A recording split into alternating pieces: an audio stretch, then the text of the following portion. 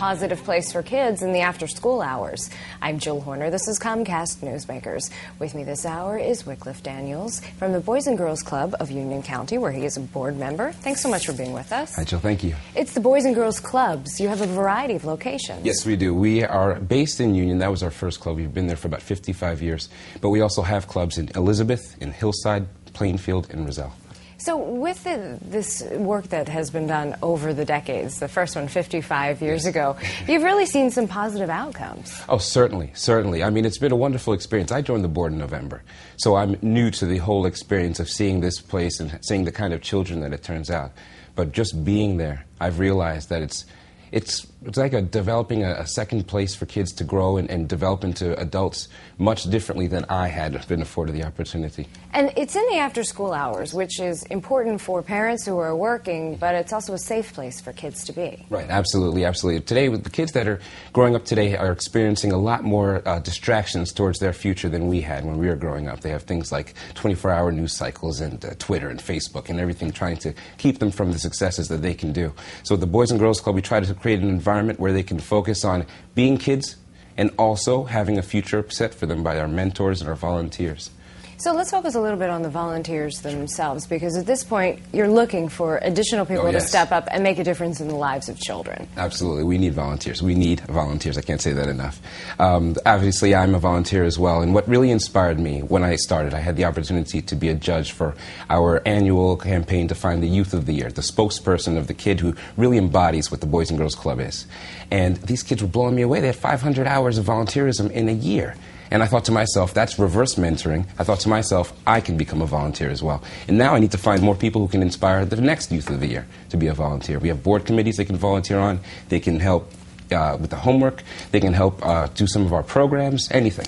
So give us an idea as to what actually happens in those after-school hours when a child comes to one of the 5 locations in Union County. What happens when they walk in the door? Okay, well, typically from my perspective, I'm leaving a meeting, and it's probably around 3 or so, and it's a flood of children coming in. They say, "Hello, sir," and they don't know who I am. At least I don't think they know who I am. And they say, "Hello, sir." They greet you. They open the door for you, and they have different activities. They could either play basketball. They could go swimming. We have a swimming pool. They can we have pool. They have like pool tables, and they also have homework rooms. They have dance classes they go to. They have money matters classes where they learn fiscal responsibility as kids. I didn't learn that personally.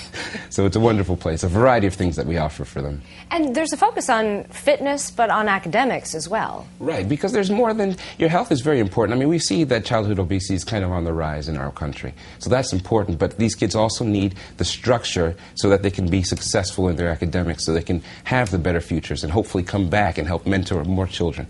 Now, when you go there, for example, in the after-school hours as a volunteer, are you able to work one-on-one with kids and help them with homework, for example? Certainly. I mean, when I can. Most of the time my work is involved with trying to find the volunteers to do that.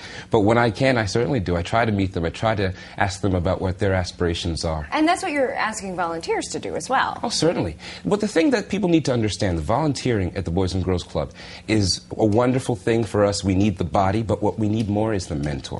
And that's what all of our volunteers provide for our children.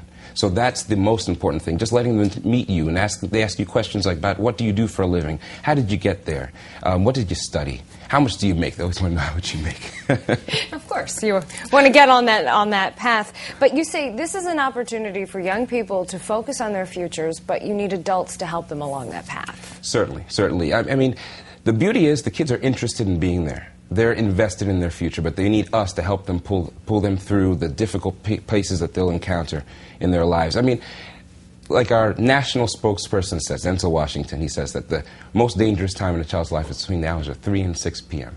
So if we can be there in that critical period and provide them with a roadmap, if you will, on how they can get to where they want to get in life, we feel like we've done it. All right, thanks so much. And we can visit your website to find out how to volunteer. Thanks so much for being with us. We've been talking with Wycliffe Daniels. I'm Jill Horner for Comcast Newsmakers.